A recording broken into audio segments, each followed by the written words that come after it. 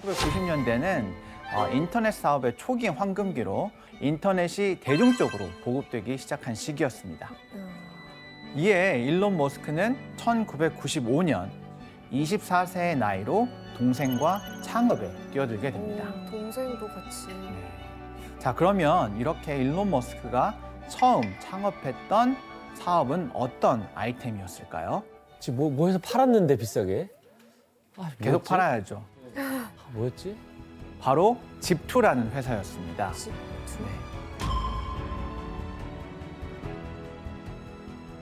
집투는 온라인 도시 지도와 기업 정보를 제공하는 플랫폼 회사였습니다. 집투는 지금의 구글 지도 같은 서비스였어요. 그래서 특정 기업이나 가게의 위치를 지도에 표시해서 사람들이 쉽게 찾을 수 있게 도와줬거든요. 또 업종별로 전화번호를 정리해서 기업들이 온라인으로 홍보를 할 수 있도록 도움을 줬습니다. 당시 대부분의 기업들은 인터넷 활용법을 잘 몰랐거든요. 그래서 집투는 온라인상 거래와 정보 제공의 선구자 역할을 했던 거죠. 그리고 끝없는 열정만으로 사업을 시작했던 일론 머스크는 정말 치열하게 일을 했다고 합니다. 한화 약 4천억 원에 매각이 됐습니다. 우와. 장난 아니다. 자, 이 매각으로 그는 한화로 약 300억 원을 벌게 됐고요. 300억이요? 300억이 와. 그렇죠? 이게 끝이 아닙니다. 20대 이렇게 300억. 같은 해 28세의 나이로 또 한 번 새로운 창업에 도전을 하면서 세간의 큰 주목을 받게 됩니다.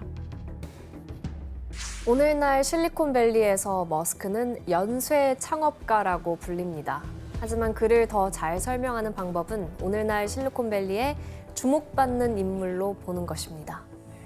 연쇄 창업가. 그러니까 팔고서 또 회사를 만들었다는 거네. 그렇죠. 자, 그러면 이렇게 주목을 받게 된 두 번째 아이템은 무엇이었을까요? 이게 더 유명한 거였던 것 같은데. 바로 은행을 이제는 인터넷으로 옮긴 온라인 은행의 선두주자 X.com이라는 와. 회사였습니다.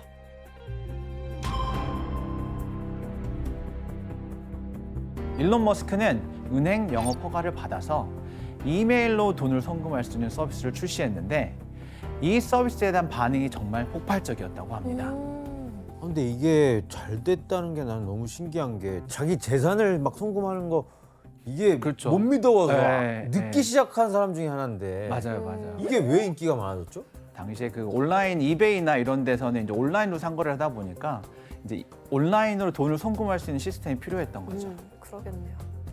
그리고 2000년에 일론 머스크가 29세였을 때 X.com을 칸피니티라는 회사와 합병을 하게 되는데요.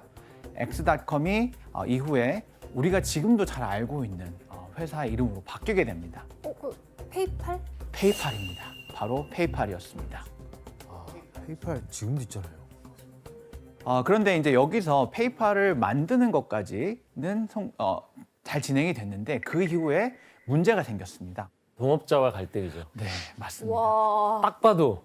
바로 페이팔의 방향을 두고 공동 창업자들과 갈등이 생긴 겁니다. 그렇구나. 특히 이제 일론 머스크는 회사 이름을 기존의 페이팔 대신에 X.com, 원래 자기가 가지고 있던 회사로 바꾸려고 했는데 많은 반대에 부딪혔습니다. 하지만 일론 머스크는 X.com으로 계속 바꾸자라고 주장을 했던 거죠. X 집착이 엄청났구나. 맞습니다. 집착. 이로 인해서 이사회에서는 그의 독선적인 경영 방식을 문제 삼아 쿠데타를 일으켰고 그는 결국 CEO 자리에서 물러날 수밖에 없었습니다. 네. 일론 머스크는 이렇게 쫓겨났지만 페이팔은 2002년에 이베이가 약 1조 8,700억 원의 회사를 인수하면서 일론 머스크에게는 이제 대박이 터진 거죠. 일론 머스크는 당시에 페이팔 지분 11%를 가지고 있었는데 이걸로 무려 약 2천억 원을 벌게 됩니다. 진짜 잘려도 돼 나는. 먼저 창업을. 예. 자, 이렇게 31세 일론 머스크는 단 10년 만에 연쇄 창업가이자 억만장자가 되었고요. 성공한 사업가로 확실히 자리를 잡게 되었습니다. 31세. 31세. 그렇다면 현재 일론 머스크의 재산은 과연 얼마일까요? 지금은 뭐 알고 싶지 않아요. 너무 많을 것 같은데? 한 20조? 너무 많을 것 같은데? 20조 나왔고요. 자, 20조 이상이에요? 20조 나왔고요. 빌 게이츠가 4조? 이미 24조 4조 나왔습니다. 넘었어요. 4조요? 4에다 공 붙여보세요. 40조? 자, 그러면 400조요? 400. 저희 한번 예상에 맞을지 사진으로 한번 확인해 보겠습니다. 이거 얼마야?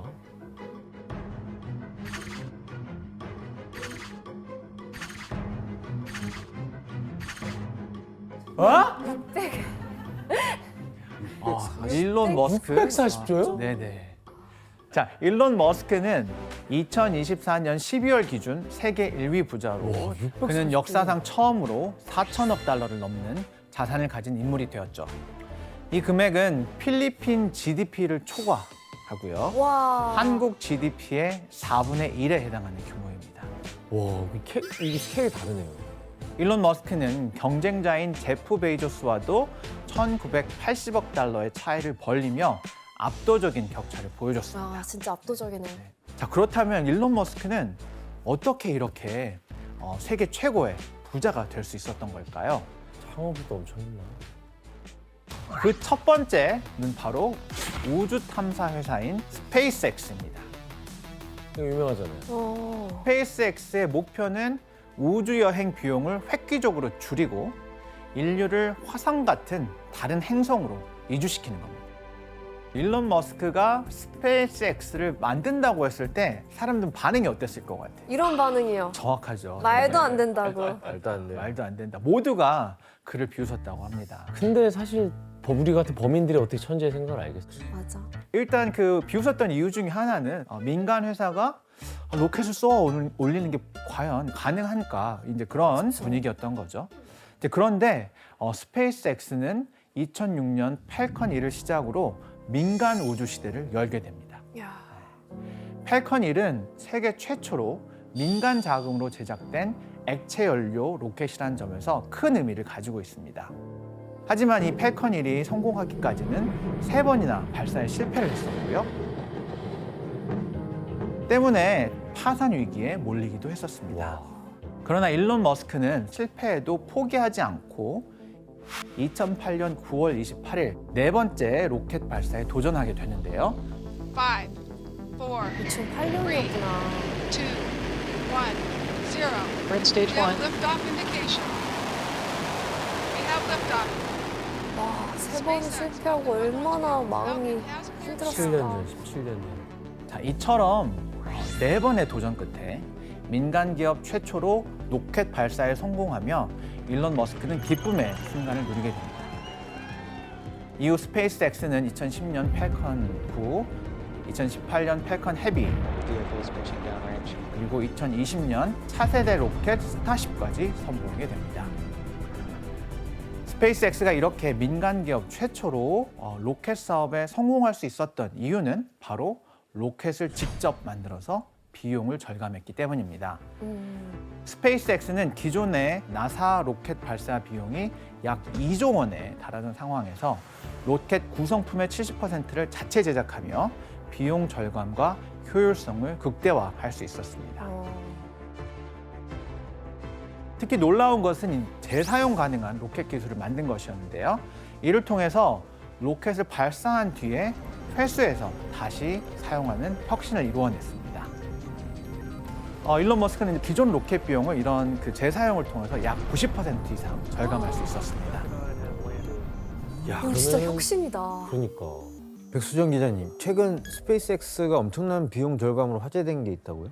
네네네. 바로 메카질라고 합니다. 메카질라?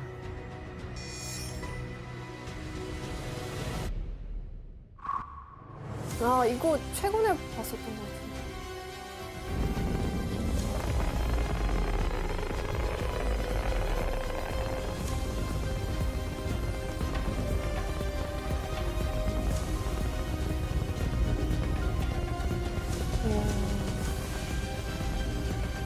분류는 일단 우와. 저게 진짜 신기하더라고요. 우와. 와, 진짜 신기해. 아니, 진짜 저게 말이 되는 일이냐고요.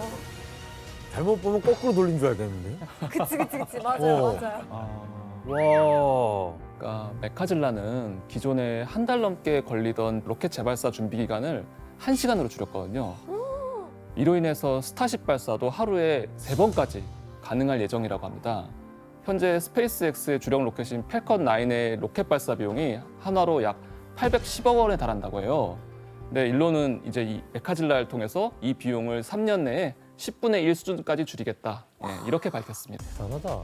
자, 이처럼 스페이스X를 통해서 일론 머스크는 민간 기업 최초로 유인 우주 비행에 성공하며 민간인 우주여행 시대를 열고 있습니다. 최근 블룸버그 통신에 따르면 스페이스X는 기업 가치가 한화 약 501조 원으로 평가되었다고 합니다. 또 세계에서 가장 가치 있는 유니콘 스타트업으로 등극했죠. 대단하다. 와, 스타트업인데 뭐 시총이 삼성보다 더 높은 거네요. 그렇죠. 네. 그렇다면 일론 머스크가 선택한 우주 산업 중 또 다른 아이템은 뭐가 있을까요? 달 아니야 달? 달 구경? 바로 스타링크입니다. 아, 인공위성. 네. 스타링크는 일론 머스크가 전 세계 어디서든 초고속 인터넷을 사용하는 것을 목표로 만든 위성 인터넷 서비스입니다. 초고속 인터넷. 네. 다 현재 덮었네요, 그냥. 이야. 스타링크가 전 세계적인 주목을 받는 사건이 생기게 됩니다. 바로 우크라이나 전쟁입니다. 우크라이나 부총리는 트위터를 통해서 일론 머스크에게 도움을 청하게 됩니다. 아, 야, 난 일론 머스크가 관종으로 그냥 한 줄 알았는데 그게 아니었구나. 당신이 화성에 갈 준비하느라 바쁜 사이 러시아는 우크라이나를 치고 있어요. 당신의 로켓이 우주에서 멋지게 착륙할 때 러시아 로켓은 우크라이나 민간인을 향해 날아오고 있죠. 제발 우크라이나에 스타링크를 보내주고 러시아 안에 남은 제정신인 사람들에게 정신 차리라고 전해주세요. 근데 저렇게 얘기를 하니까 사실 도와주고 싶은 생각이 들 것 같아요. 네, 절박한 상황이었던 거죠. 네. 이에 일론 머스크는 놀랍게도 단 10시간 만에 스타링크 위성을 개통해서 우크라이나에 인터넷을 지원하게 됩니다. 와, 아니, 국가적으로 10시간 만에. 심지어 더 좋은 걸 해준 거네 어떻게 보면. 그렇죠. 네. 한 개인이 국가 간의 전쟁에 영향을 미칠 정도로 그러니까, 일론 그게 난 머스크의 대단한 영향력이 그러니까요. 엄청 커졌다는 거잖아요. 네, 네, 맞습니다. 어디서나 아주 간단한 설치만으로 군대, 정부, 시민들이 다시 인터넷을 통해서 소통을 할 수 있게 됐죠. 이제부터는 일론 머스크를 세계 최고의 부자로 만드는데 가장 큰 공을 세운 또 다른 산업에 대해서 이야기를 네. 해보겠습니다. 전기 자동차겠네. 자, 일론 머스크의 대표적인 기업 바로 테슬라입니다. 테슬라죠. 드디어 나왔네요. 많은 사람들이 테슬라를 일론 머스크가 처음부터 만든 회사라고 생각하잖아요. 근데 사실 테슬라의 설립자는 일론 머스크가 아닙니다. 진짜? 마틴 에버하드와 마크 타페닝이라는 두 사람이 2003년에 테슬라를 먼저 설립을 했고요. 하지만 2004년에 마틴과 마크는 테슬라를 키우기 위해서 돈이 필요했습니다. 아, 형, 저때 샀어야 되는데.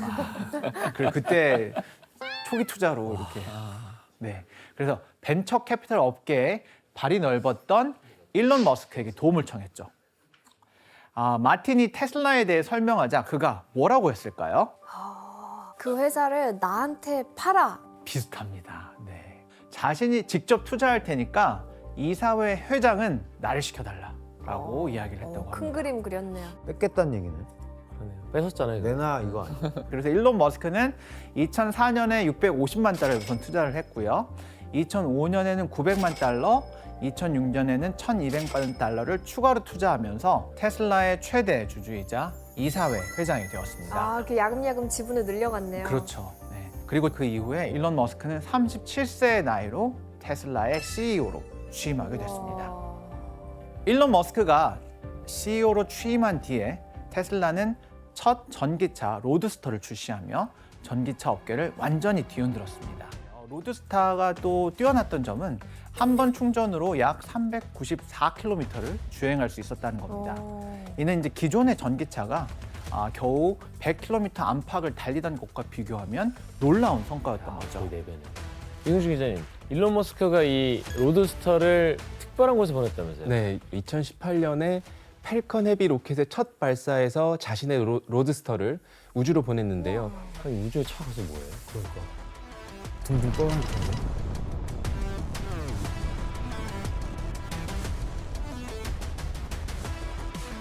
뭐야? 너무 신기해요. 어? 우주에 진짜 떠다니는 신기하다. 거예요? 지금 와. 보신 저 로드스터에 일론 머스크가 어릴 때 좋아했다고 했던 책인 은하수를 여행하는 히치하이커를 위한 안내서, 그 책을 글로브 박스에 넣었고요.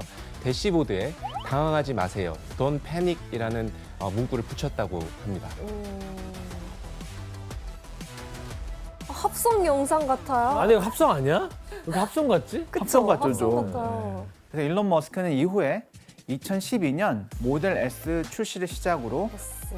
다양한 테슬라 모델들을 출시하고 있습니다. 모델 3는 출시와 동시에 엄청난 인기를 얻었고요. 전 세계 전기차 판매량 1위를 기록하며 이 덕분에 2020년 테슬라의 시가총액은 약 663조 원으로 세계 1위 자동차 회사가 됩니다. 와. 이 수치는 2위 도요타를 비롯해서 폭스바겐, 혼다, 현대, 닛산 등 글로벌 9대 자동차 제조업체의 시가총액을 모두 합친 것보다 더 많은 금액입니다. 어떻게 그래? 그러니까요. 그 다른 회사들은 그리고 심지어 역사도 있잖아. 오래된. 그렇죠. 맞아요. 이게 혁신의 힘이네요. 백수정 기자님, 일론 머스크가 만든 자동차 모델명들이 뭐 특이하다면서요? 네, 바로 섹시죠. 아이, 거짓말하지 마세요.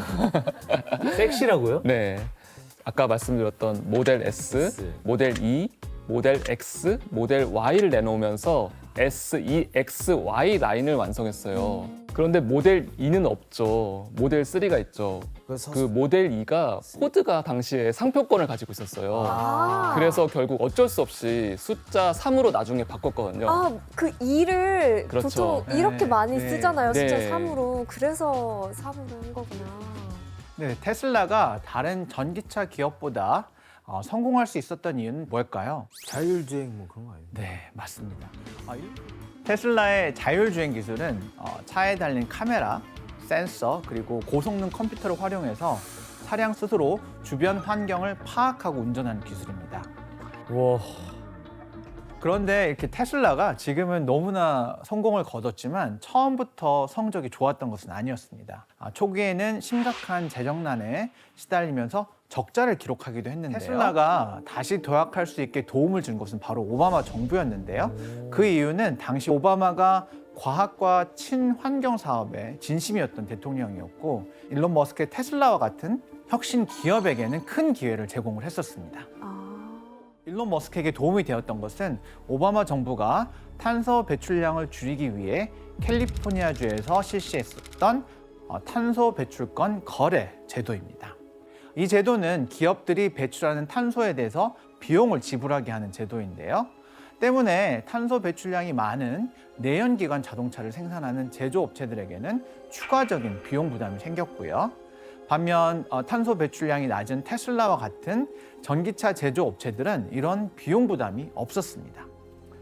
게다가 테슬라는 남는 탄소 배출권을 다른 기업에게 다시 판매를 해서 수익을 올렸는데 실제로 테슬라가 2023년 한 해에만 탄소 배출권 판매로 거둔 수익이 한화 약 2조 5천억 원에 달합니다. 우와.